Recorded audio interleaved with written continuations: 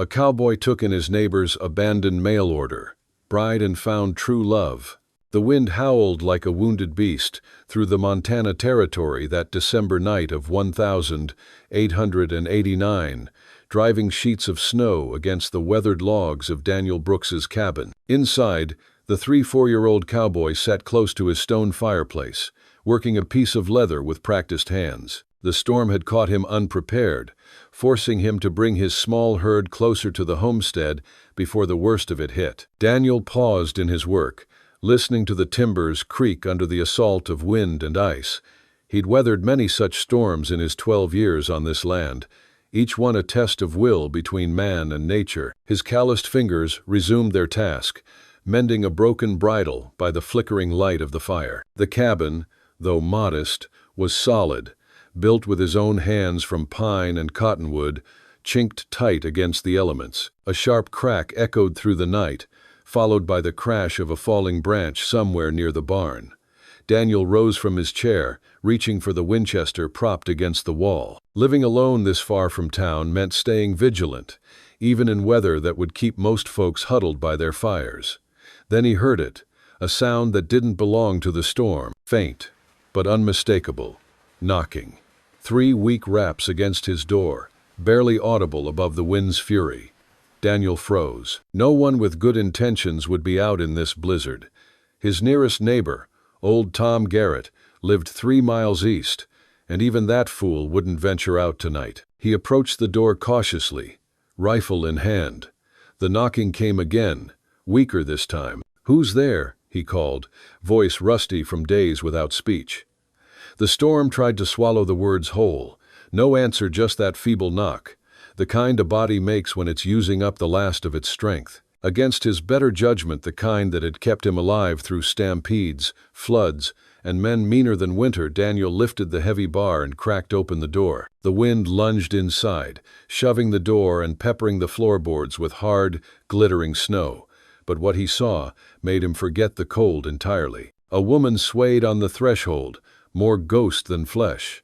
Ice crystals clung to her dark hair, which had come loose from its pins and hung in stiff, glassy strands. Her traveling dress, a deep blue wool now turned to iron by the freeze, clung to her like armor that had failed. She held a small carpetbag in fingers, pale as porcelain. "Please," she whispered, "please help me." The word "please" cut through him more sharply than any wind. Daniel dropped the rifle and caught her as she folded forward. She weighed nearly nothing, bird-light and brittle with cold. He dragged her inside and shouldered the door shut, throwing the bar down. Then he bore her to the hearth, laying her on the rag rug and piling split wood into the firebox, as if flame could be persuaded by urgency alone. Her eyes fluttered open green, an unexpected spring under all this winter, then closed again. Her whole body shuddered so violently he feared her teeth might break. "Ma'am, can you hear me?" he asked, kneeling. In 12 years he'd calved heifers in sleet, stitched a gelding's flank by lantern, and dug a dugout well by hand, but he'd never had to coax life back into a half-frozen woman. She nodded, the barest tremor of acknowledgement. "We need to get you warm," he said, already moving. He hauled every blanket he owned off his narrow bed, and then hesitated. Her dress was soaked solid, a prison of ice. "Ma'am, He cleared his throat, ears burning at the impropriety, even as another gust rattled the shutters. "Your dress, those clothes have to come off or you'll catch your death. I'll turn my back. Wrap up in these. There's a flannel shirt of mine too. It's clean." Fear flickered in her eyes, fear of him. He realized with a bleak twist in his chest, but she gave a small nod. He spun toward the wall, jotting his attention down to the ordinary. The grain of the logs, the knot that looked like a sleeping eye, the peg where he hung his hat. Behind him he heard the small, frantic rustle of fabric, the wet slap of a skirt to the floor, the clatter of a numb finger fumbling a button. He counted the knots. He named them to himself, 1, 2, 3, like a prayer, without words. "I'm decent," came a thin voice at last. He turned. She was a bundle of blankets with his flannel peeking out at the throat, her hair a dark curtain against the wool. Her dress lay drowned beside the hearth, steaming faintly. Color licked back into her cheeks with each new breath of heat. Daniel poured strong coffee, cradling the tin cup in his hands to warm it before placing it in hers. She trembled so hard the cup clattered against her teeth, and he guided it to her mouth with steady fingers. "Thank you," she breathed after 2 swallows. "I thought I was. I was sure I would die out there." "What in blazes were you doing in this?"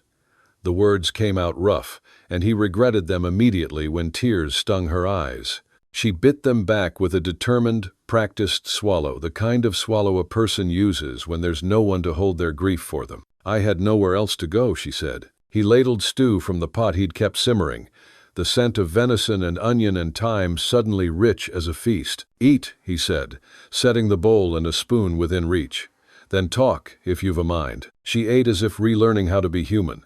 Slow, careful, astonished by warmth. Daniel, who'd spent years eating in silence by this very fire, found himself wanting to speak just to keep her tethered. He noticed what a man alone notices too late.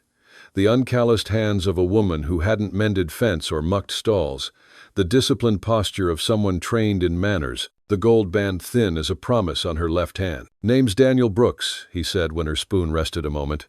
"This here is my place." "Clara," she said, eyes on the flames. "Clara Whitmore. Though I suppose that doesn't matter now." The way she said it, worn, brave, made him want to argue with the whole universe on her behalf. "It matters to me," he said, surprised by the plainness of it. She pulled a damp envelope from the neckline of the flannel, a desperate hiding place, and handed it to him with fingers that had warmed to pink. He left this, said it explained everything. Then by the firelight he read the tidy, cold handwriting of Henry Callahan. Of course, it would be Callahan, the richest man in the valley and the poorest in Mercy. The words were clean as a ledger, final as a stamp on a bill of sale. Dissolution of understanding, misrepresentation, unsuitability, $10 enclosed for return passage. $10. As if dignity had a price tag and a discount for snow, Daniel crushed the letter in his fist and fed it to the flames. The paper brightened, curled, spoke its last in a hiss. They watched it blacken, an ugly mouth closing. "Thank you," she whispered, as if the burning gave back something small and necessary inside her. "Bastard," Daniel said, and the word felt insufficient against the selfish arithmetic of a man like Callahan. "You'll stay here tonight. Storm will blow itself out by morning." He heard his own voice and knew he was already choosing. "I'll take you to town, see you settled proper." I have no money for lodging," she said, so matter-of-factly he could picture the inventory in her head. $10, a ruined dress, what was left of her strength, and the stubborn knowledge that she still existed. "We'll figure something," he said, because the wind was hammering the door and because he'd never let the land make him a liar. "You take the bed. I'll sleep here by the fire." "I couldn't." "You could," he said, gentling the words. "And you will. That's all there is to that." Oaf. She watched him with those green eyes that made every lie visible and every truth startling. "Thank you, Mr. Brooks. I won't forget your kindness." "Just being neighborly," he muttered, but the words felt different than they ever had in his mouth. They felt dangerous, the way a man's footing feels on ice when he knows the pond is deep. He rolled his bed near the hearth. The wind keened. The fire answered. Somewhere a branch gave way, and in the brief silence after the crash, he heard her breathing settle, a steadier rhythm than when she'd been on the threshold of nothing. He stared into the coals and, against his will, he pictured Callahan's face when he'd dropped this woman at a crossroads and pointed her into a storm. Daniel could feel the old anger rising, the kind that hadn't served him in saloons or at roundups, the kind that made a man's hands clench around the shape of a wrong he couldn't fix with a fence or a winter feed. He listened to the storm mock his roof and remind him how small everything human island. Somewhere in that long, cold music, he fell asleep. He woke to a cabin remade in silver. Dawn came strained through frost on the windows, the light thin as skim milk. For a moment he lay still, convinced by muscle memory he was alone, then heard the soft clink of spoon on tin. He pushed himself up, vertebrae protesting the floorboards. She sat at his table wrapped in a blanket, hair pinned up neatly as battle against chaos, his flannel showing at her throat. The blue wool dress hung over a chair near the fire, stiff as a scolded thing. Steam rose from the cup between her hands. "Morning," he said, surprised by how the word warmed the cabin. She smiled, only a thread of a smile, but real.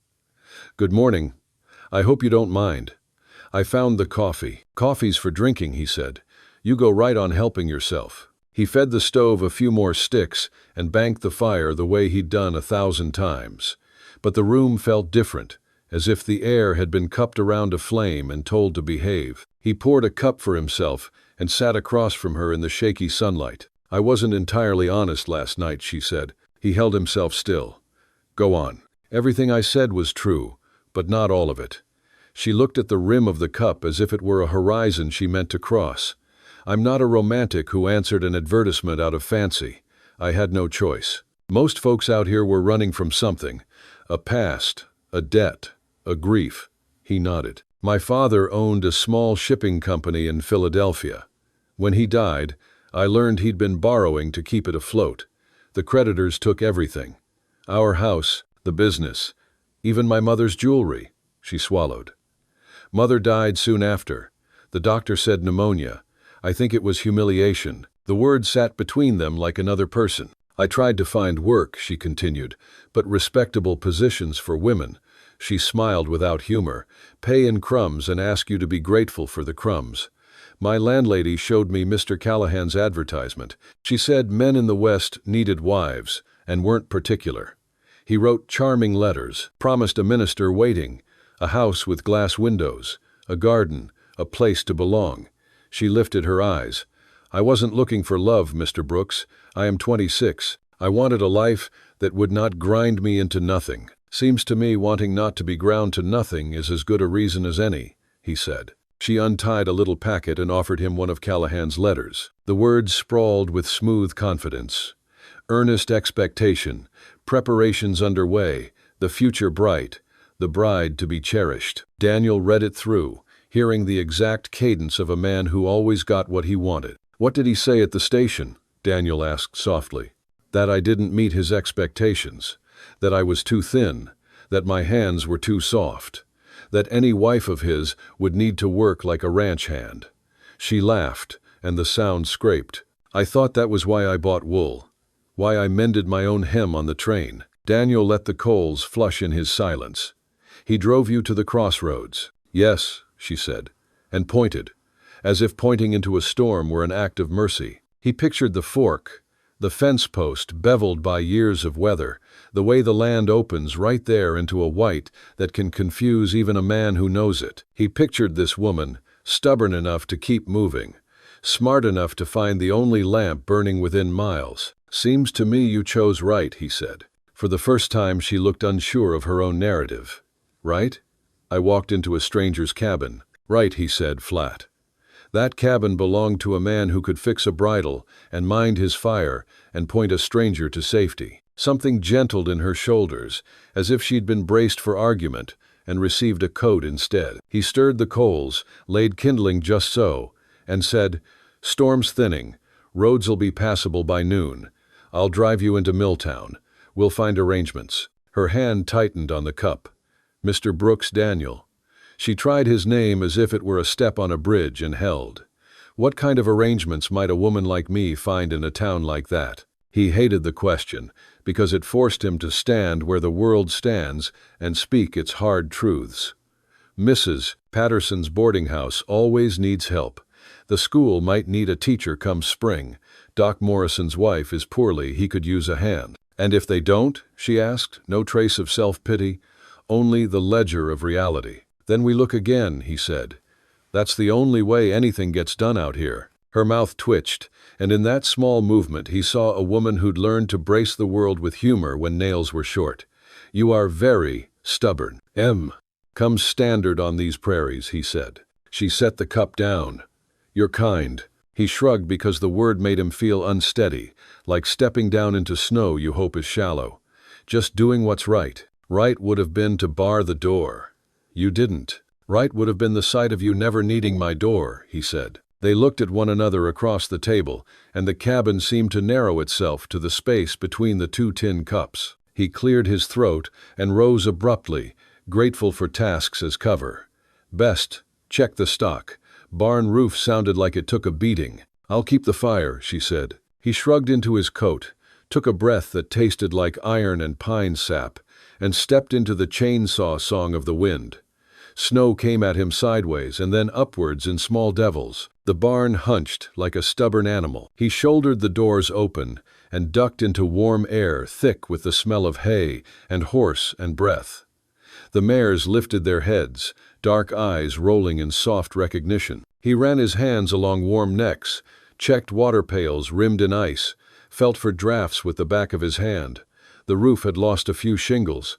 He'd patched them when the sky gave him leave. From the hayloft he could see the drifts the wind had arranged like dunes, the way his cabin sat as if it had been planted there by a patient hand. When he returned, stamping snow from his boots, the cabin felt companioned in a way it never had. The flannel on her shoulders was his, the stew was his, the coffee in the pot his, but the soft order in the room was something else, something that sweeps in when a life begins to include another life. I kept the fire up, she said unnecessarily. I can tell. She had taken a towel to her hair, and it lay less like a dark storm and more like river water now, heavy and clean.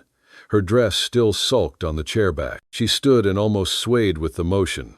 He reached out without thinking and steadied her by the elbow.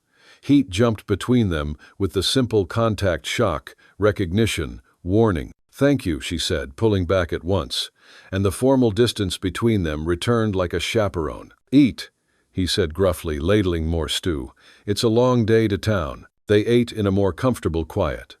After, she insisted on washing the bowls, sleeves rolled to the forearms, movements efficient. It occurred to him that if she had been delivered to the big house in Callahan's yard, she would have kept a kitchen better than any rancher had a right to expect. Tell me about this country, she said, breaking the drip and clatter of tin. Tell me something good about it. Line. He blinked, surprised. In December? In December, she repeated, the corner of her mouth curling. He set his elbows on the table and thought about how to praise a land that sometimes tried to kill the people who loved it. Spring. It hits all at once, like forgiveness. Green comes up in places you were sure were done for. Calves stand shaky on new legs and learn the world is both frightening and full of milk. Meadowlarks start in on their bragging. The river loosens its fist, and you remember why a man would sign his name under a place like this. She listened like a person drinks after a long walk. I would like to see that. You can, he said before he could stop himself. She looked at him as if he'd extended a hand across a wide creek without warning. I may not be here by spring. Right, he said, town. The wind pressed a white hand to the window and then lifted it. Time stretched. He fetched the sled from the lean-to, knocked ice off the runners, hitched his gelding who blew steam like a locomotive. By the time he eased the sled up to the door, the snow had become a steady sift instead of knives. Clara wrapped the blankets around her shoulders and stood looking at her dress. It's not dry enough, she said, as if apologizing to the fabric. Then she looked at him. May I borrow the shirt a little longer? Course, he said.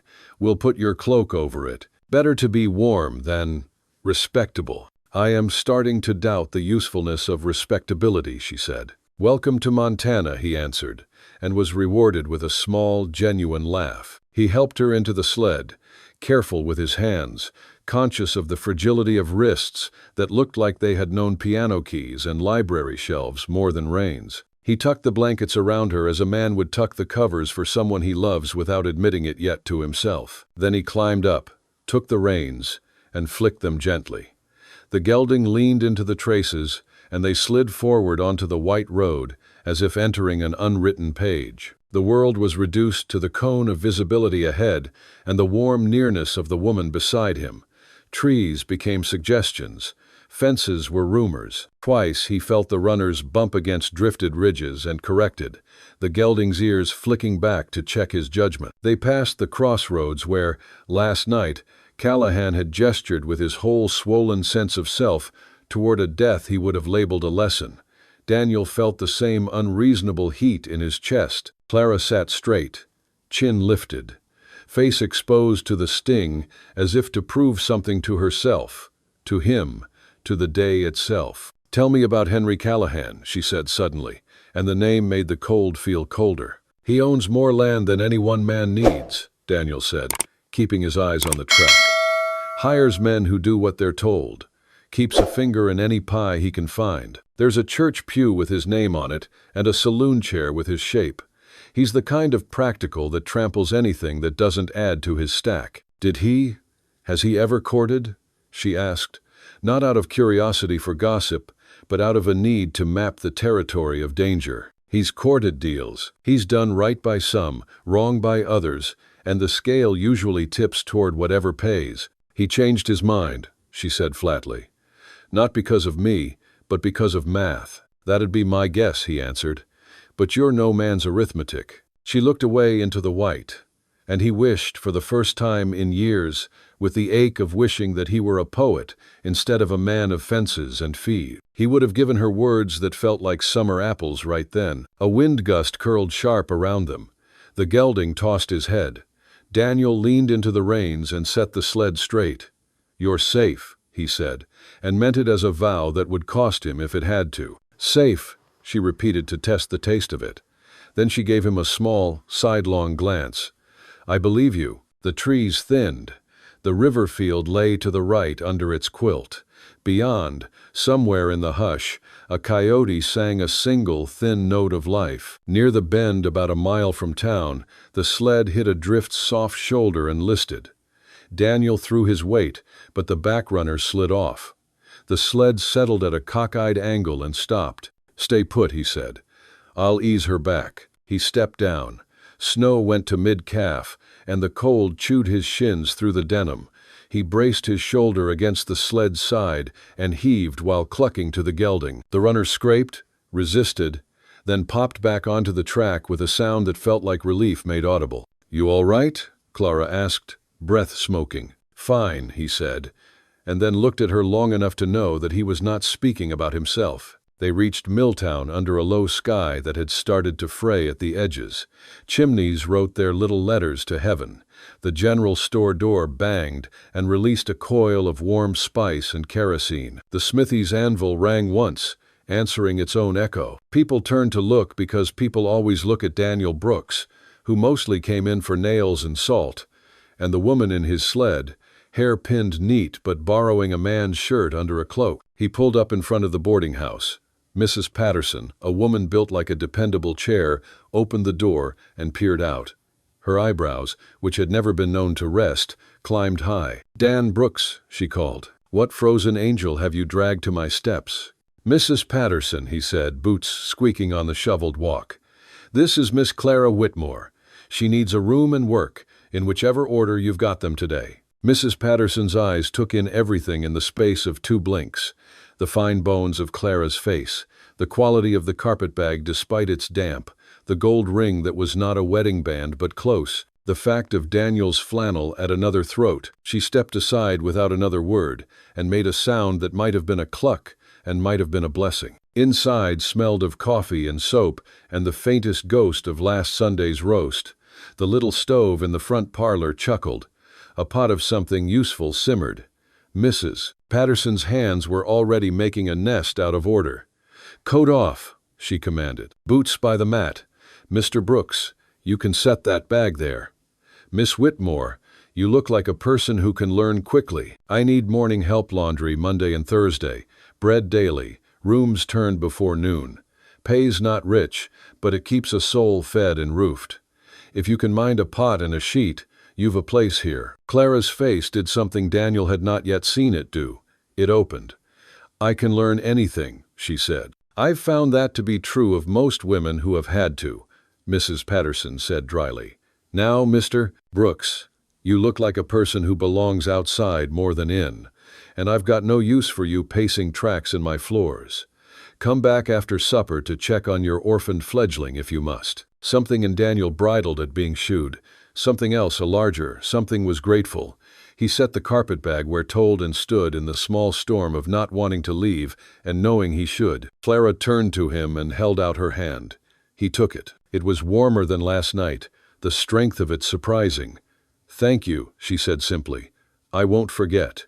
"Don't," he said, and tried to make it sound like a jest and failed. He stepped back into the street where the day had lightened into a color people would hesitate to call blue.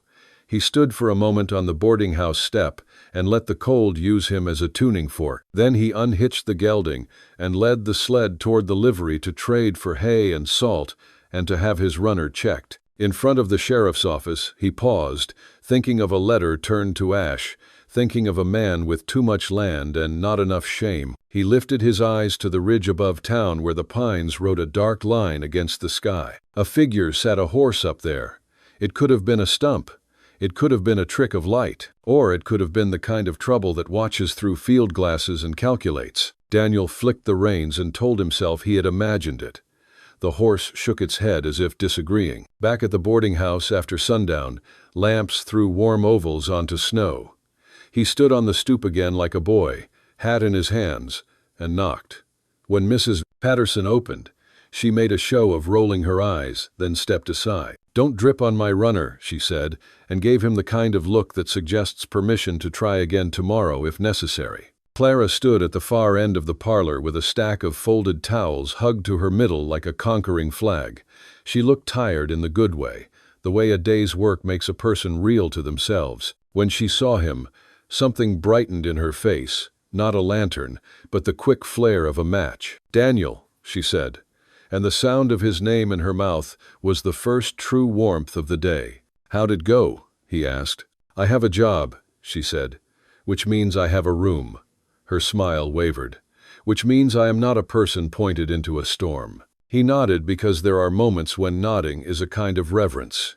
"Good. Mrs. Patterson says she'll pay me at week's end. I'll pay you back for—" "You won't," he said, a little too quickly. Then he gentled it. "There's nothing to pay." She didn't argue. She seemed to understand that the ledger between them was written in a different ink.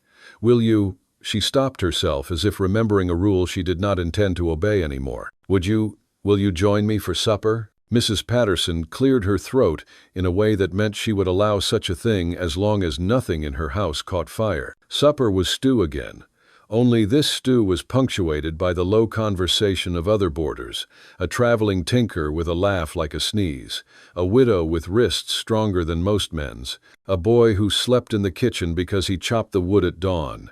Daniel ate with a quiet joy that startled him, like finding a spring after he'd declared the country dry. When he rose to leave, Clara walked him to the door. "I'll be all right," she said, as if to release him from a promise he had not spoken aloud. "I know," he said. Outside, the air had sharpened. He stood on the steps and looked at the ridge again.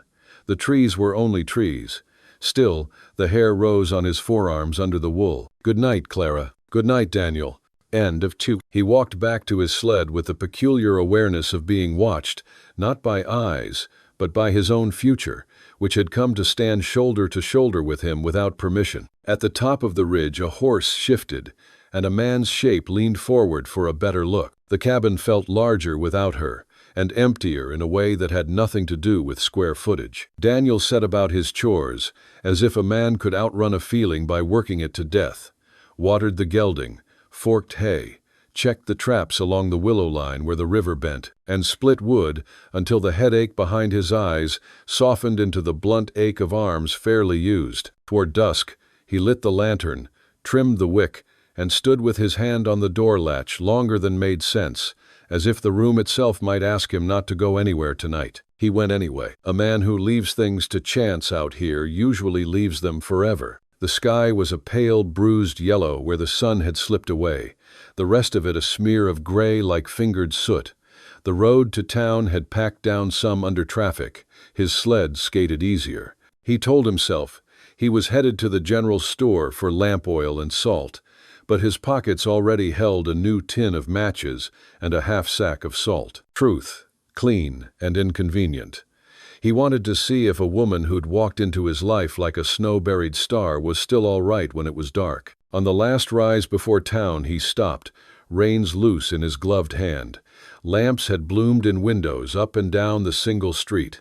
In the boarding house parlor window he could make out silhouettes passing Mrs. Patterson bobbing, the widow with the strong wrists, the boy who chopped wood, and yawned openly. He didn't see Clara in that parade of moving shapes, and the want of it tightened something along his ribs.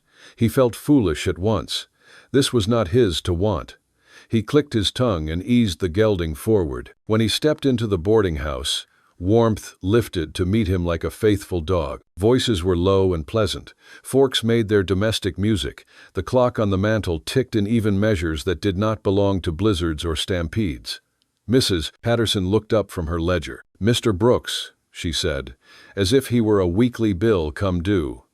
"If a body didn't know better, a body might suspect you of courting my new help." "I'm here for my own supper," Daniel said mildly, then ruined the nonchalance by adding, "and to make sure Miss Whitmore's settling in." "She is," Mrs. Patterson said, and if there was a curl of approval in her voice, she didn't let Daniel see it long. "She folds a sheet like a woman who understands that order is a kind of love.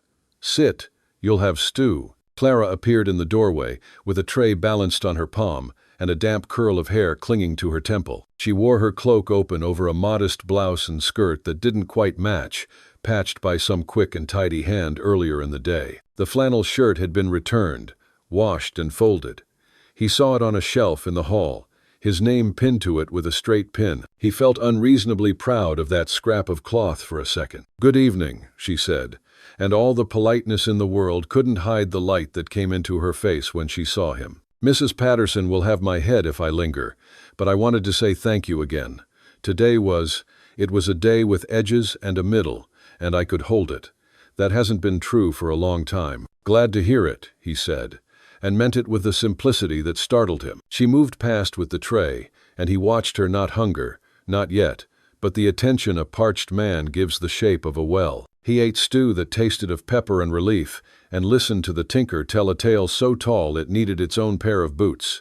He laughed once, out loud. The sound surprised him. He hadn't heard it in that register for months. On his way out, he paused at the parlor door. Clara was coaxing the boy into a chair and mending the frayed cuff of his shirt, head bent in a concentration that looked like prayer without any church words. The boy glowed with the odd pride of being temporarily the center of the universe. She glanced up when Daniel shifted, just enough to say she had noted his presence and that it did not make the air harder to breathe. He tipped his hat and left before the moment could become anything larger. Outside, the ridge had a new bruise of cloud above it. Snowmakers still, even after a day of letting the sun try its small hand. The hair on his forearms lifted again. This time he knew it wasn't only weather. He stopped by the sheriff's office and warmed himself at the small stove, hat in his hands again. "Evening, Dan," Sheriff Wade Thompson said from behind a desk littered with notices no one wanted to read. Wade had the weary good looks of a man who'd seen more than was fair and settled early on doing the nearest right in a world full of wrongs. "Storm treat you decent?" "Took a few shingles," Daniel said. "Lost a fence post at the bend. Stock's fine." He hesitated.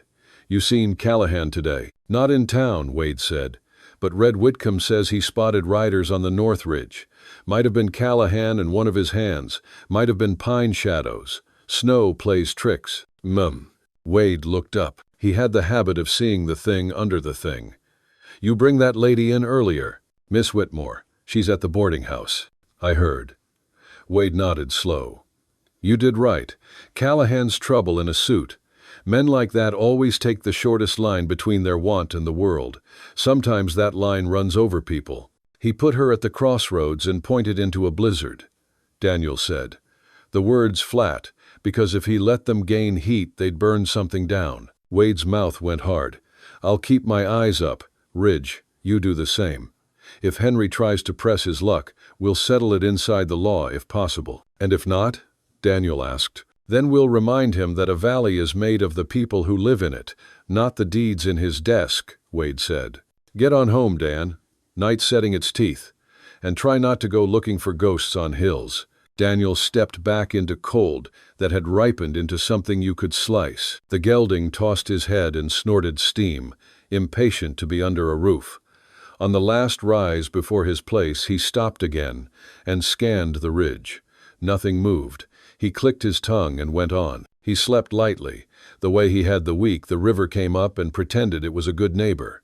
The wind slacked near midnight, and the house creaked in its new kind of silence. He woke twice, certain he'd heard a horse, and stood at the window until the cold admitted it had fooled him for sport. Near dawn, he dreamed he was back in Kansas City with a trail herd bawling itself, horse and a thunderhead building, that kind of purple that makes a man feel he's inside a bruise. In the dream, someone called his name as if it had a different answer than it used to. He woke to January light, bleak, and precise.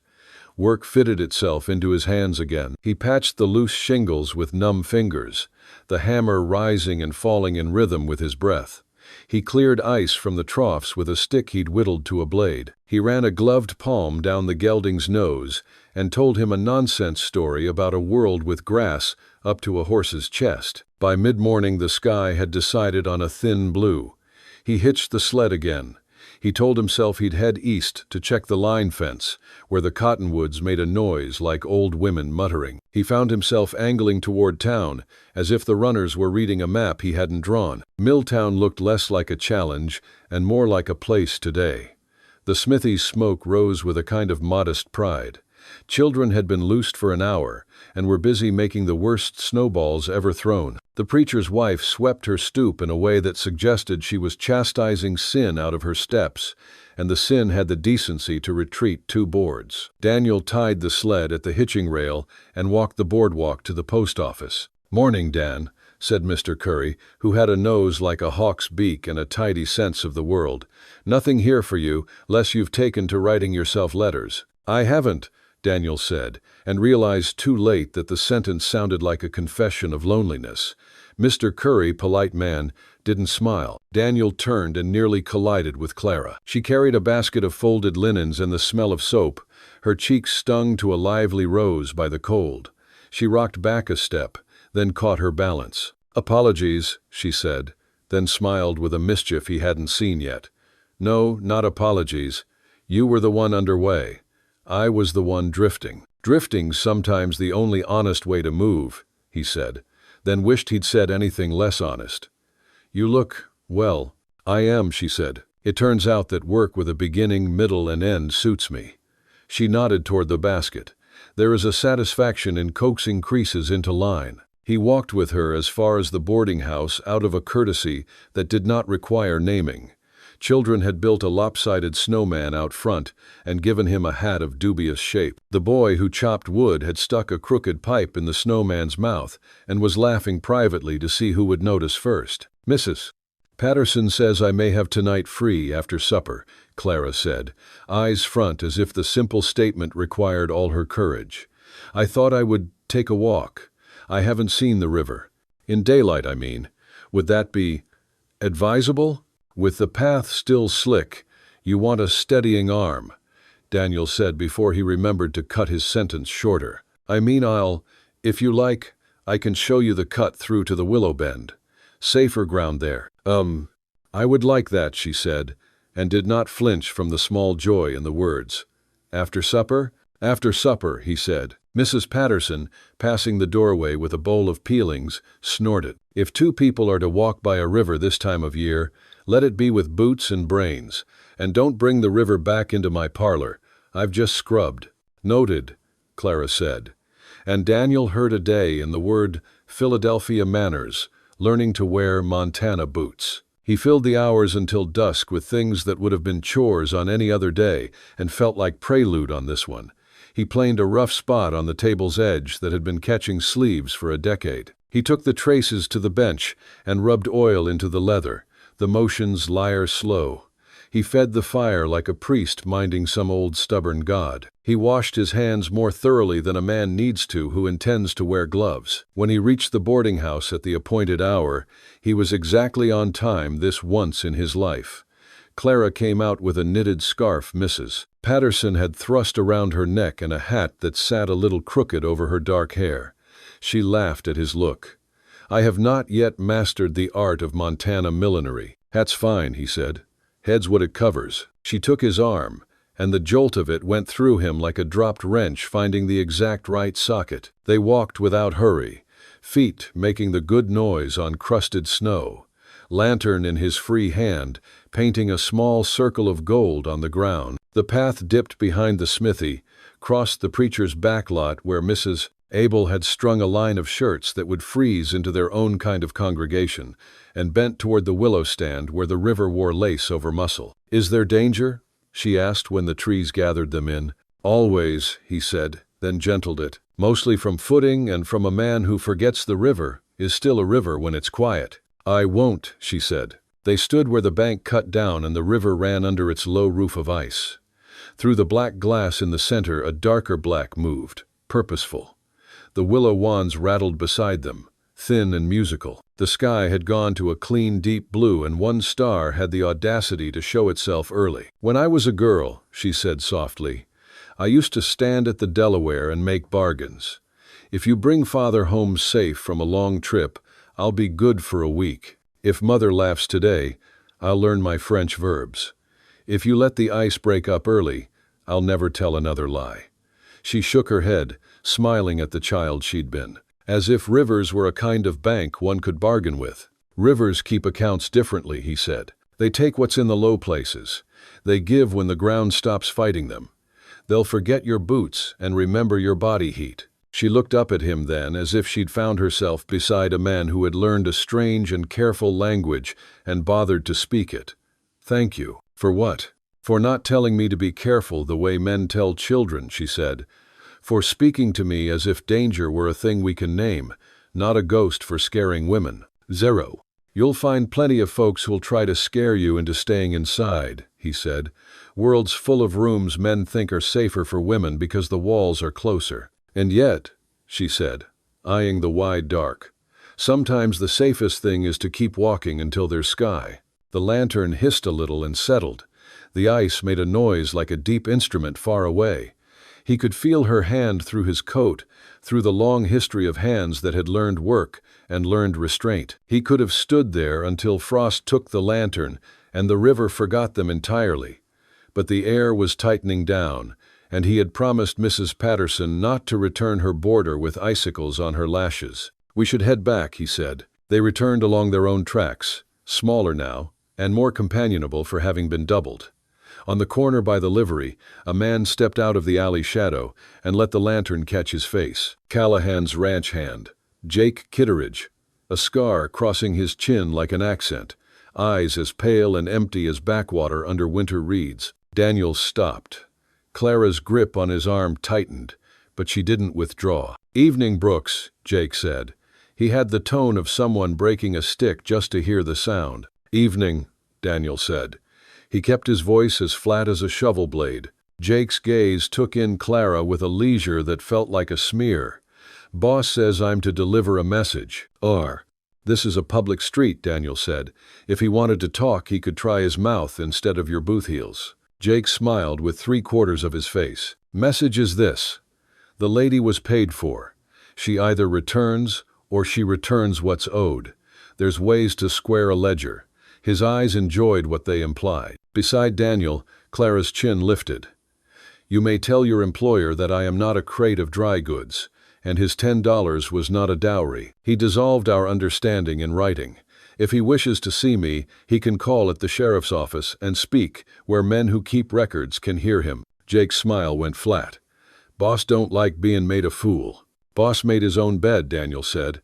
"If he doesn't like the straw, let him thresh better." Jake looked from one to the other and saw a thing he didn't have a name for two people who had decided that fear would not be the first language they spoke. He spat neatly into the snow. "You'll wish different." Then he slid back into the alley as if the dark had invited him to supper. They stood side by side until their breath settled and the lantern stopped shivering. Daniel exhaled first. "He won't stop with talk." "I know," Clara said. "Fear doesn't get bored. It needs telling to sit." "You sure you still want to?" "Yes," she said, and he heard a new note there, a rung he hadn't gotten to in the ladder of her will yet. "Mrs. Patterson did not scold when they came in, but she nodded once in the direction of the sheriff's office, and Daniel took that to mean he should go there and say something a man with a badge could write down. He did. Wade listened, jaw set, pencil moving. "I'll speak with Henry in the morning," Wade said. "If he wants to test the edges of the law, I'll introduce him to the middle of it." Daniel walked home with the lantern low and the sky large, feeling a small, absurd happiness in the top of his chest and a heavy old anger down in his gut. He lay awake longer than was wise. The house made its little night sounds. Coyotes made theirs farther off. Only once he heard a horse on the road and rose to stand in the dark until it faded. He slept 2 hours, woke clear, and stepped into a day the color of pewter. By the second week after the storm, the world had regained a grudging rhythm. He worked his land. She worked her room. Mornings he'd sometimes find a loaf wrapped in a towel on his porch bread with a crust that sang when he cut it, and he left kindling at the boarding house back stoop in a neat, smug stack. People saw. People always see. Some nodded to themselves, like the pieces on a board had moved the way the players intended. Some pursed their lips and tried to blow out candles that weren't theirs. 3 days running, he caught sight of riders high on the north ridge, one heavy-shouldered, one narrow and watchful. The second day, Wade rode out to check and found nothing but boot heel holes in the crust and the print of a field glass tripod. On the fourth morning, Daniel discovered 2 sections of his fence cut clean and laid down as tidy as a mat across a doorway. Cattle had not yet found the opening. Someone had wanted the message to be received before the trouble arrived. Daniel rebuilt the sections under a sky that looked like the inside of a tin cup. He worked with the patience of a man who knows that anger wastes more heat than it gives. That afternoon, he rode into town with a coil of new wire, 3 letters he'd been meaning to post since August, and a notion that he'd simply happened to pass the boarding house at the hour when Mrs. Patterson often sent Clara to fetch water from the pump. He had not become a boy again, precisely, but whatever had atrophied in him around the part of life that looked past the fence line had begun to remember its original function. He hitched at the rail and crossed to the pump, and there she was, gloves tucked beneath her belt, hair pinned with more confidence, cheeks bright enough to make January look kind. He took the pump handle without speaking and started the old iron song going. The first gush ran rusty. The second was clear as the truth a person swears by on a witness stand.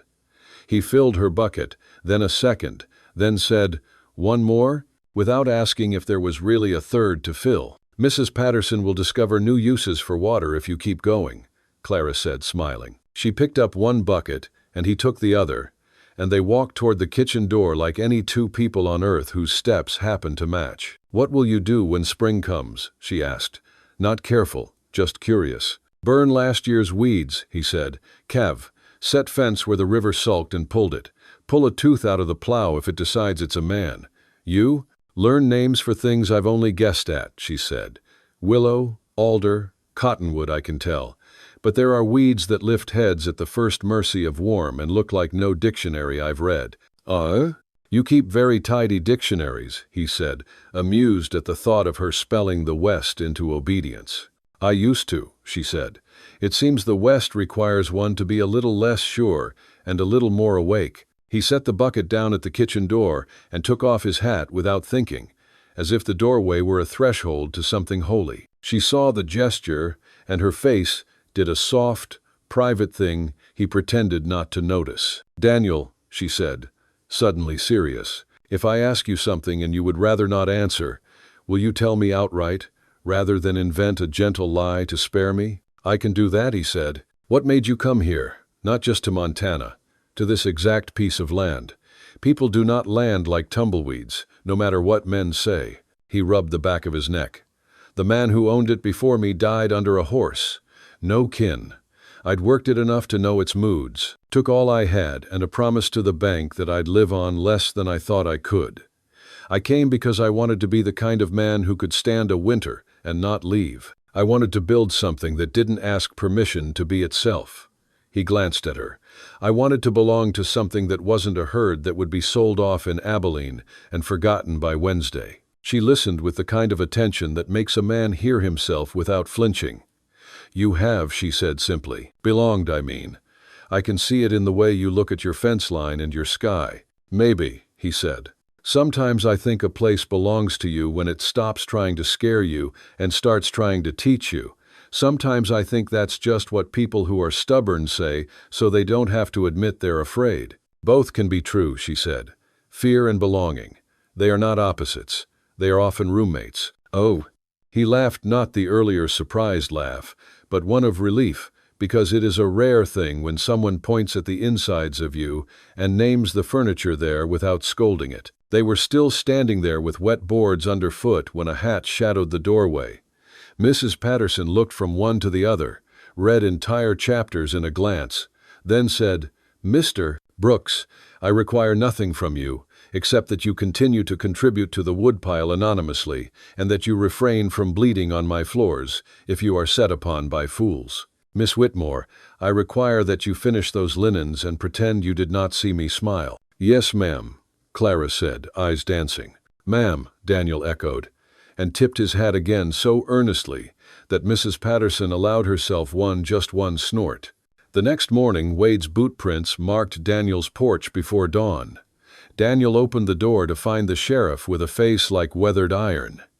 "He's pushing," Wade said without preamble. "Sent word through Jake that he wants a meeting. Men to men, no badges." "Where?" "Old quarry above Split Rock.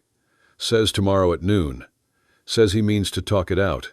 And if he doesn't, then you keep your hands where I can see them," Wade said. "I'll be in the scrub 30 paces off. If he brings a lawyer's tone and a bully's hand, I'll bring the badge.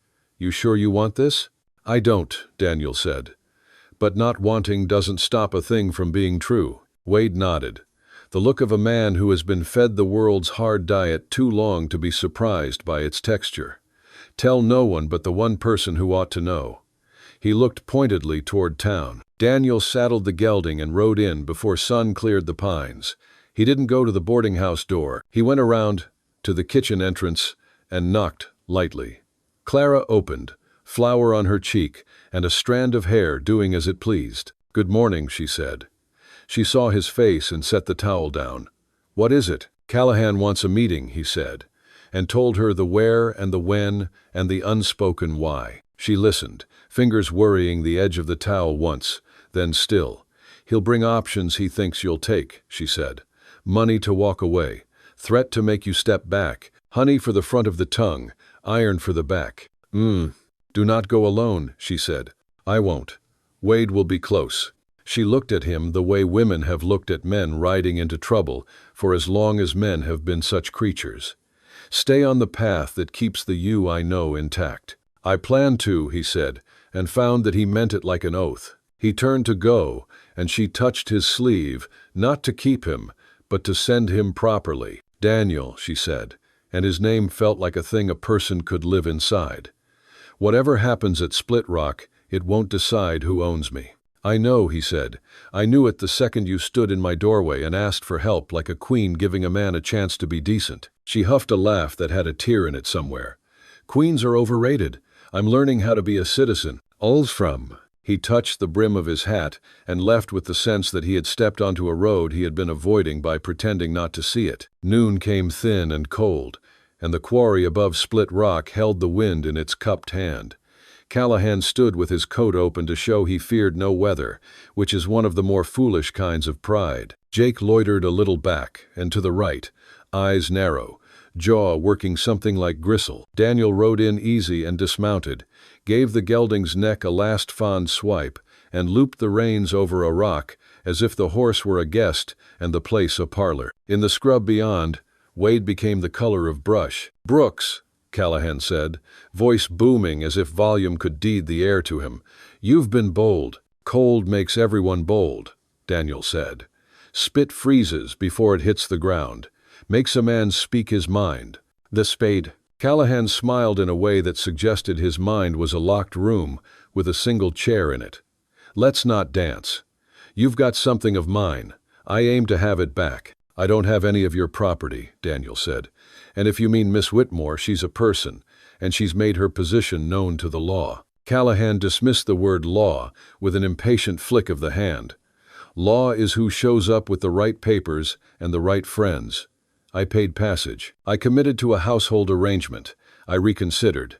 Then I reconsidered the reconsideration. My prerogative. She returns to fulfill the contract, or she returns my expense." "Return the $10? Daniel asked, voice quiet. Callahan's mouth twitched. You country boys always think small. There were other expenses. Time, provisions, the minister's fee, appearances. I put the sum at 300. Daniel looked at him long enough to make a point. If appearances are your concern, you ought not have left a woman in a snowstorm at a crossroads. Color climbed Callahan's neck. You calling me a coward? I'm calling you what you did, Daniel said. Actions name a man better than whatever he calls himself. Jake shifted, eager. But Callahan lifted a finger, and the ranch hand stilled. I'll make you a counter-proposal, Callahan said, as if he'd invented generosity. You give the woman up peaceable, and I'll see that your next banknote finds itself paid on schedule. I'll have men mend that fence section you're always cussing. I'll send seed in spring and won't trouble you for payment until harvest. No, Daniel said. Callahan smiled again. Wrong. And if I take the other path? If I buy up the land around you until you are an island of dust, and then I dig the river a new bed and leave your pasture thirsty as a parson's joke? If I hire men to remember how to mislay things with your brand on them? If I slow your life down with 100 small hands on the reins until you forget what direction you were traveling? Then I suppose, Daniel said, you'd have to wake up every morning and be the kind of man who does that. Ugly. For the first time, something like a human expression flickered and went on Callahan's face. He did not like mirrors. He never had. This is not finished, Callahan said. But I can wait. Patience is cheap when you have money. Cheap patience isn't patience, Daniel said. Jake's hand ghosted toward his gun, and Wade's voice came sharp from the brush. Don't. Callahan did not startle.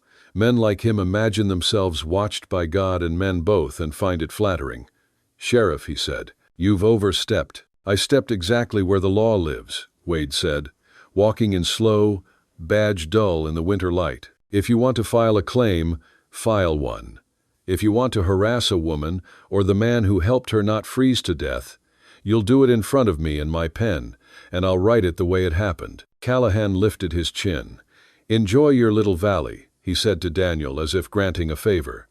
Storms don't last forever, but they leave things broken. Oh, he mounted with a grunt that betrayed his age more than he'd like, then wheeled the horse hard and clattered out with Jake thrown backward a step in surprise before following. Wade watched them go until their sound was gone from the bones of the quarry. You all right? Wade asked. Fine, Daniel said, and then let the truth be a little more than that. Better than fine, maybe. Hold the line, Wade said. Not just your fence, the other one, the one inside. Oh. Daniel mounted, nodded, and rode down toward town. The sky had gone that knife-bright blue that makes edges sing. In front of the boarding house, the boy who chopped wood was building a second snowman beside the first and had given this one a smile as crooked as his own. Through the parlor window he saw Clara move, turn, pause as if she'd heard a sound no one else could. She came to the door before his boots hit the stoop, as if a new part of her had learned the measure of his stride. Well?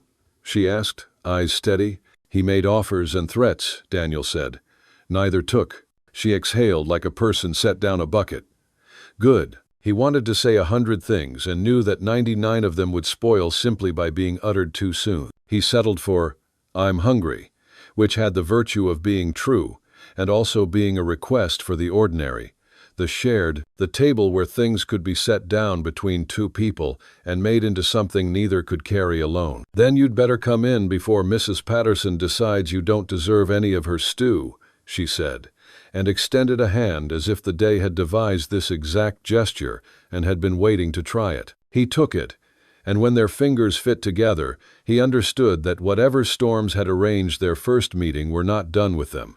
But storms, like people, can sometimes be taught. You build a roof with pitch enough, and nails set true, and they learn to take themselves elsewhere. You bank a fire right, and it learns the shape of the hearth.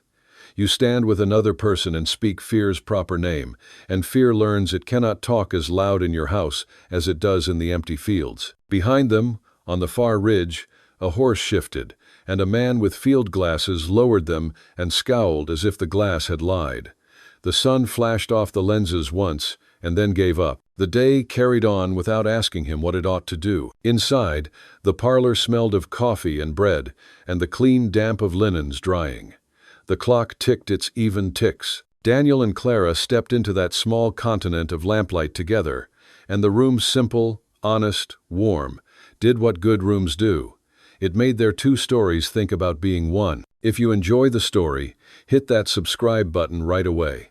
And if you don't, then just hit the like button anyway to keep more Wild West love stories coming. Morning arrived like a shy apology, a pale wash of light pressed through the frost-latticed panes. Daniel woke with the slow ache of a man who'd slept on boards and wrestled a storm in his dreams. The cabin breathed its small sounds, the tick of cooling iron, the soft scurry of a mouse beyond the pantry wall, the whisper of wind finding seams in the chinking. He rolled to a sit, stretched, and listened. The steady hush of a fire kept low, the minute clink of a spoon against tin. Clara sat at his table beneath the window, a blanket shawled around her shoulders, the blue dress he'd dried by the hearth, now wrinkled into 1,000 tired pleats. Her dark hair was tamed back into pins, though curls had escaped, silvered at the edges with the light. She held the tin cup in both hands and studied the steam as if it were a map. "Morning," Daniel said, voice rough. "Coffee's as stout as it was last night. Thought I'd find you still asleep." "I tried." Her eyes flitted toward the hearth, then to him. The wind kept telling stories. He pushed himself up, shrugged back into his shirt, and stoked the stove with a practiced hand.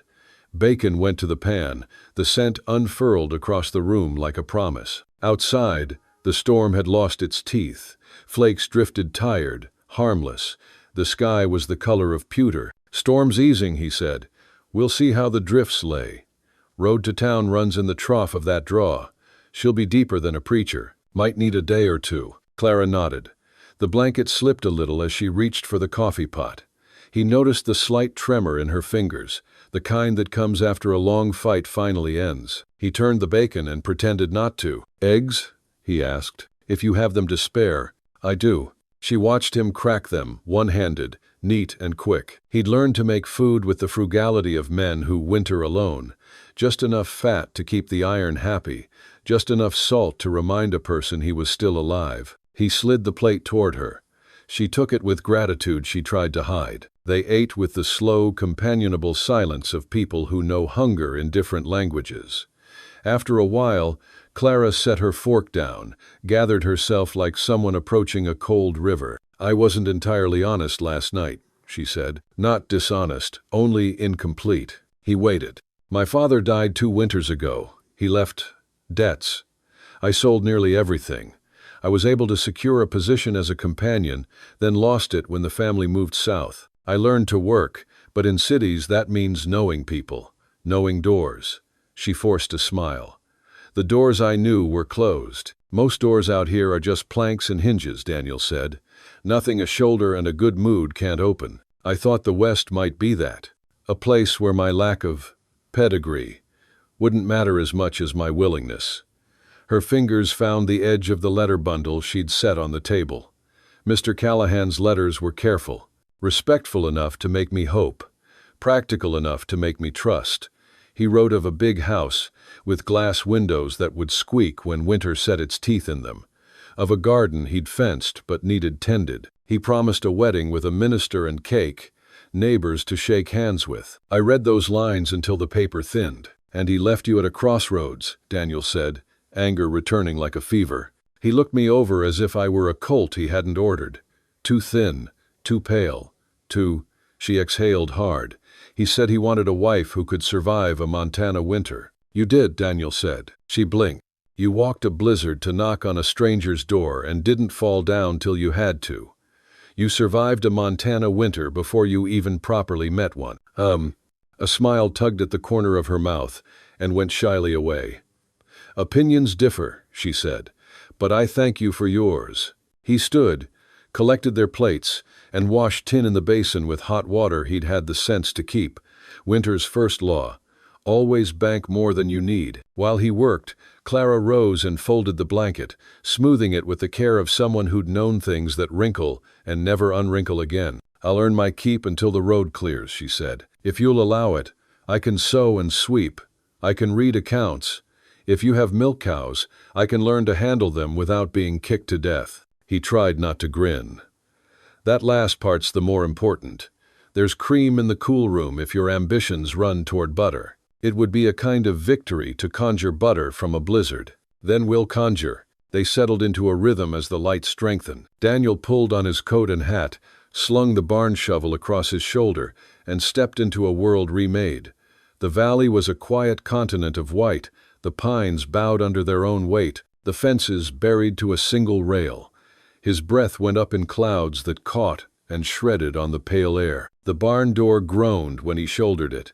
His horses lifted their heads and snorted steam like a pair of small locomotives. "Morning, Albert," he told the sorrel gelding who did 90% of the ranch's reasonable thinking. "Morning, Jane." He forked hay, broke ice in the water trough, checked the milk cow with the disposition of a retired sheriff. The animals greeted him with the base gratitude of beasts who don't carry grudges overnight.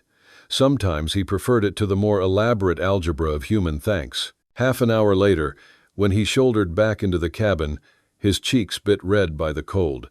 The place smelled like bread, thinking about rising. Clara had rolled up her sleeves and coaxed flour into something that made sense beneath her palms. She'd found the crock of sour starter and laughed an incredulous, delighted sound when he told her it had been his mother's. She'd banked the fire high, set a kettle to hum, and scrubbed the table with a vigor that suggested she could, if necessary, argue a stain into confession. "You made good time," she said, glancing at the clock on the shelf, a contraption that rarely honored the hour but liked the idea of it. "Albert threatened to unionize," Daniel said, peeling off his gloves. "I promised him oats if he didn't. He seems the sort to demand benefits." "Dental," Daniel said gravely. "I keep a file on him." Her laugh, a quick, bright note, landed in his chest like warmth. He'd forgotten the size of a cabin when laughter was inside it. They spent noon in small labors that make a day mean something, mending a torn shirt at the elbow, chopping more slabs from the cured side of pork, whittling a peg for the closet door that had a mind to swing in any weather. Clara discovered his books a Bible, 2 almanacs, a book on cattle ailments that spoke of diseases like old stage actors, and she turned those pages with a hunger he recognized. The hunger for company that doesn't interrupt. When the light slanted toward afternoon, she set aside her sewing and drew out the bundle of letters again. She untied the twine with the deliberation of someone undoing a spell. "I don't know why I brought these," she said. "Proof of a promise kept by no one." "Proof you were promised to," Daniel said. "That's not nothing." "It's worse," she said softly. "Paper is such a convincing liar." He nodded. He could read, had taught himself from the book that had taught millions. Black words marching down a pale field. Words were a second homestead if you tended them. They kept you. If you didn't, they went wild and cut you on the way past. He washed up the noon plates while she read, voice low, reciting that well-bred handwriting that had once sounded like salvation. She read the paragraph about glass windows. He pictured them shining like lake ice on a sharp morning. She read the promise about a minister. He saw the small church in Milltown, its bell rope frayed and friendly. She read the bit about wanting for nothing. He pictured the gaps in his own fence line and felt unaccountably ashamed for a lack no letter had ever promised to patch. At last she folded the paper, slid it away, and put her hands flat on the table. They were small hands, delicate, the sort a man almost wanted to apologize to the world with, but they had sewed his sleeve neat, set bread to proof, and learned the knack of his cook-stove in a single morning. He respected them, and that respect felt like something sturdier than pity. "He left you 5 miles short of town," Daniel said, as much to place the fact in the room as to evaluate it, "and it was coming on dark." "Yes," she said. "Why?" "Because I wasn't what he ordered," she said, steady. "But I don't think that's the only reason." He looked up. "No? Men like Mr. Callahan don't do anything without a calculus. I think a wife was a number he wanted for a column that already changed by the time I arrived." "Land," Daniel said. The word felt like iron in the mouth. He'd learned the way it tilted sentences in this territory. "He's put an arm around half the valley these last 5 years. He wrote that he'd sold cattle ahead, made room for a spring herd, planned to fence another section and bring in new bloodlines. It all sounded sensible and proud. But pride wanders. Loaf. Like a bull through a fence, Daniel said. Exactly. He thought of Henry Callahan's big hands and bigger voice, the way he'd sliced his name across deposit slips. He thought of the forgiveness a town gives a rich man's rudeness, the slowness with which it will name cruelty by its name. He felt again the old bitterness stir, the one that wasn't envy. Exactly. But a weariness at the theater money makes people sit through. Whatever his arithmetic, he took your dignity for an expense to be written off, Daniel said. That kind of bookkeeping always comes due. Clara's eyes softened. You're very direct, Mr. Brooks. Only when I don't know how to be clever. I prefer direct. He didn't look away. Then here's direct. You can stay here until the road to town is honest about being a road. When it is, I'll take you to Milltown myself. We'll talk to Mrs. Patterson at the boarding house. She owes me a favor from when I dug her well deeper in the dry spell. We'll ask Reverend Hill for a word he can lend your reputation. If you want work, we'll find it. If you want passage east, we'll see about that too. And your opinion? He cleared his throat. About what I should want. He huffed a breath that might have been a laugh if it weren't so uncertain. Folks can tell a body what to want until that want breaks like a mule. I'll not add my bray to the choir. You weren't this cautious last night, she said gently. You told me to get out of the wet clothes, as if you'd been ordering ladies around all your life. Last night there was a fire and a storm and a woman in trouble. The arithmetic was easy. And today? Today the sums are longer. She laughed, not unkindly, and stood. Then let's work one problem we can solve. The cows? You volunteering? I'll take the one who isn't a retired sheriff. Oh, he grinned before he could help it. I'll walk you out there. Snow's deeper than it looks. They suited her for the cold as best he could, his old scarf wrapped twice, mittens that had known fewer winters than his hands, the coat he used when mending fence in a north wind. It was too large. It made her look like a sparrow playing bear. They stepped into the afternoon together. The sky had decided to be blue the way a stoic man decides to be kind briefly, without speech. The path to the barn was a trench he'd cut with stomps and stubbornness. She moved carefully, lifted by the odd buoyancy of a deep new snow. The air stung. The world squeaked beneath their boots in that peculiar way snow does when the cold is real and clean. Inside the barn, the warmth was animal and honest. The milk cow eyed Clara with the narrow suspicion of a queen unaccustomed to new ladies. Daniel taught her the pail, the stool, the gentle talk. He showed her the way to shoulder the side without spooking the udder, the steady pull and release art that made milk into a rhythm. She doesn't hate me, Clara said after a minute, pleased. She is withholding final judgment, he said, but you make your case well. They worked there long enough for numb fingers to thaw and opinions to change. When they went back to the house, Clara's cheeks were bitten pink. She blew on her hands and laughed a little at the way breath ghosts and disappears. You're cold, he said, opening the door, stepping aside so she could slip into the warmth first. You're observant, she said. That's where all my cleverness went, he said. Bread baked while daylight slid toward its knees. The loaf lifted, split, and bragged. They ate it with butter that grew under Clara's hands in a jar forced to dance between her palms. The jar knocked the rhythm of small industry against the table. Butter arrived like a miracle that had only ever been patience in disguise. After supper, they settled near the fire again. He brought out the rifle to clean. She brought out her needle to sew the hem of the dress that had known more wet than dignity. Silence sat with them without being heavy. Outside, the moon climbed its cold ladder, and the pines shook off what they could of winter's first wrestling match. She told him about Philadelphia, in the way people tell about places where their ghosts still rent rooms. The streets too narrow for any wind but gossip, the summer heat that would climb your spine and make a collar into a noose, the river in its workman's coat carrying dreams and factory smoke. He told her about the trail, the way it glowed with dust at sunset, the way a herd became a single animal with 10,000 hooves and one opinion, the way men sang to keep cattle from arguing with thunder. Did you ever get lonely out there? She asked. I learned the names for lonely, he said. They're different at noon and at night, but the stars do what they can. And here, same names, he said softly. Different sky. She looked up at him then in a way that made the room smaller and larger all at once. "You took me in," she said, the thread waiting patient at her finger.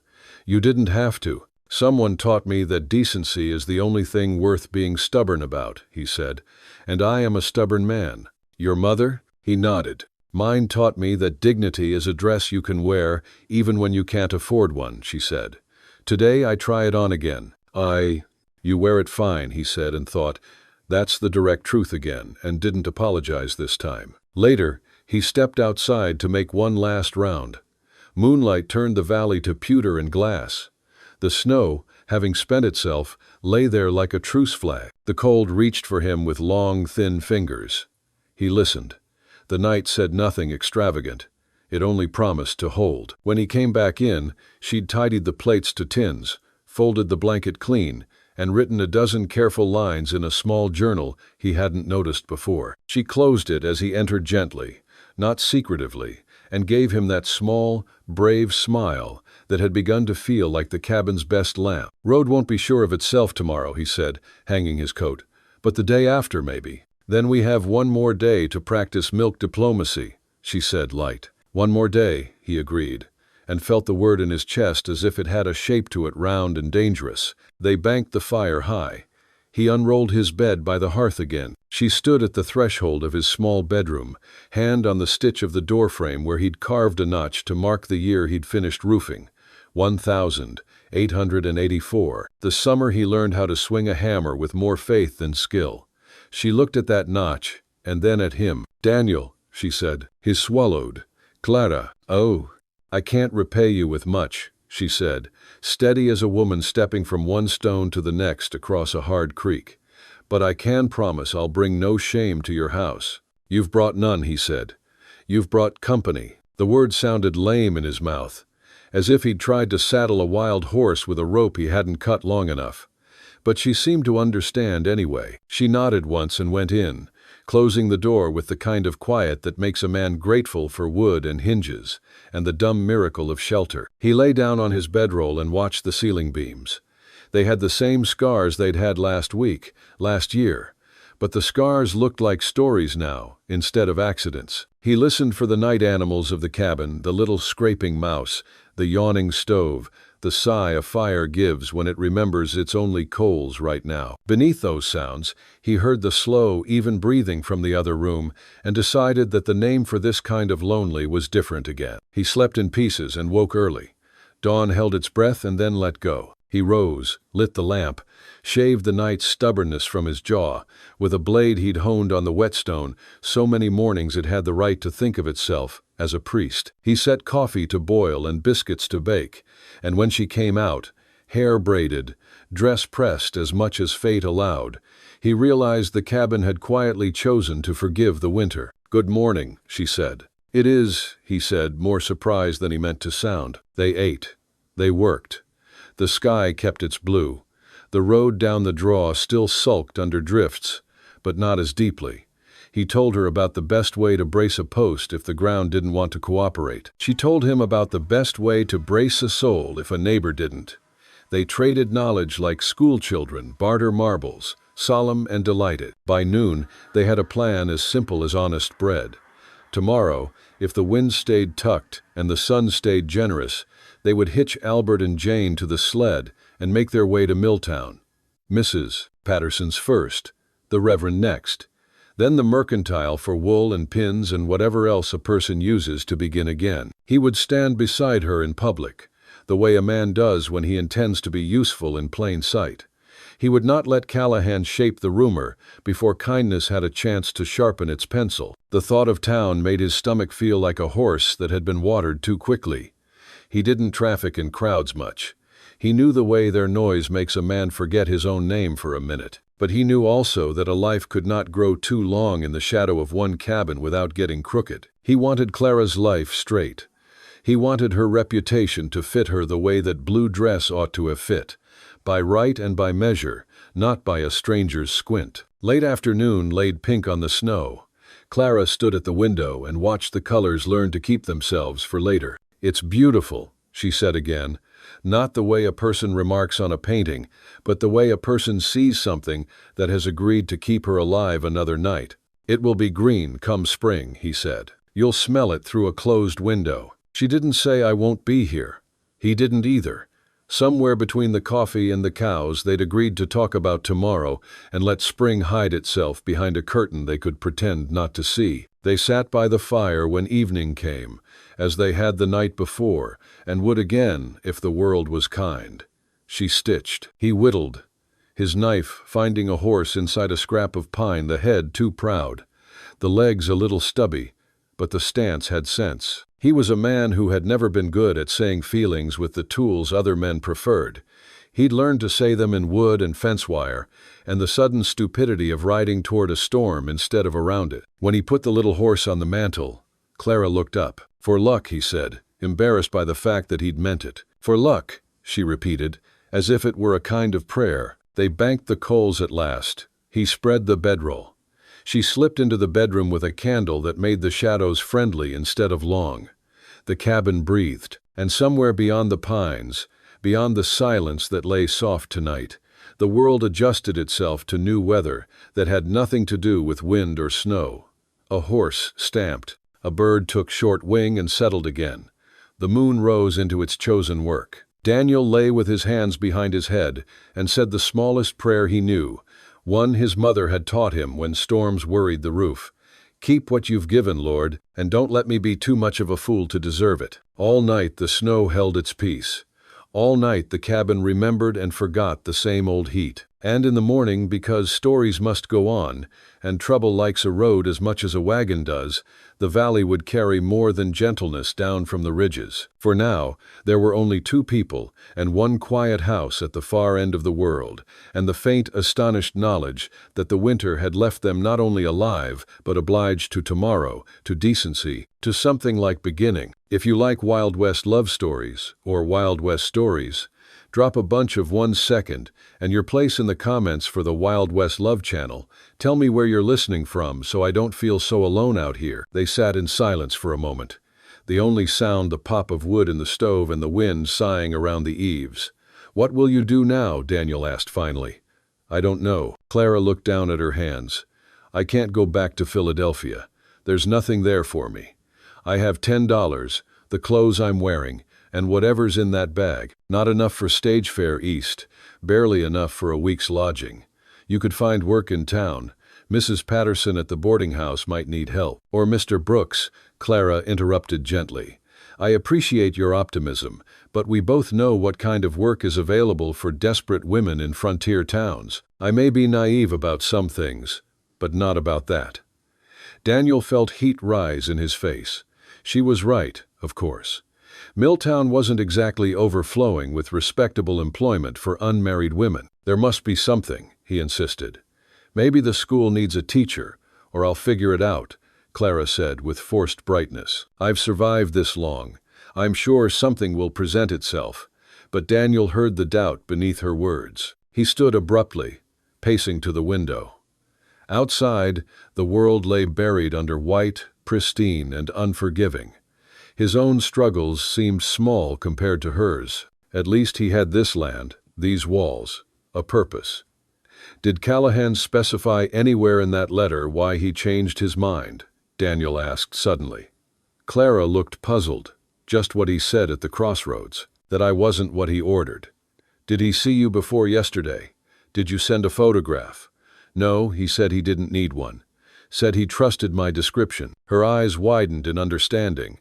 "You think he had another reason?" Daniel turned from the window. "I know Henry Callahan. He's got a mean streak wide as the Missouri, but he's also practical. He wouldn't throw away a mail-order bride just because she's slender, not after paying for her passage." "Then why?" "Can't say for certain." Daniel chose his words carefully.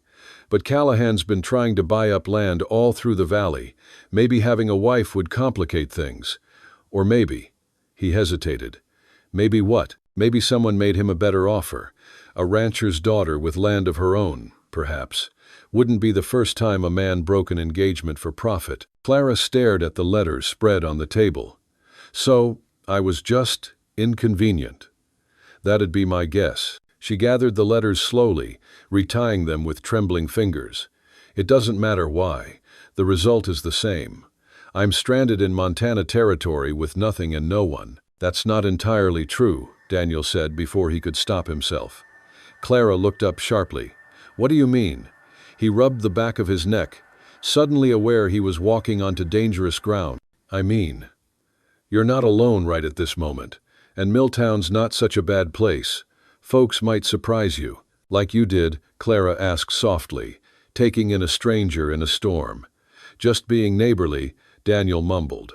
The same words as last night, but they felt different now, heavier with meaning. Clara stood, folding the blanket carefully.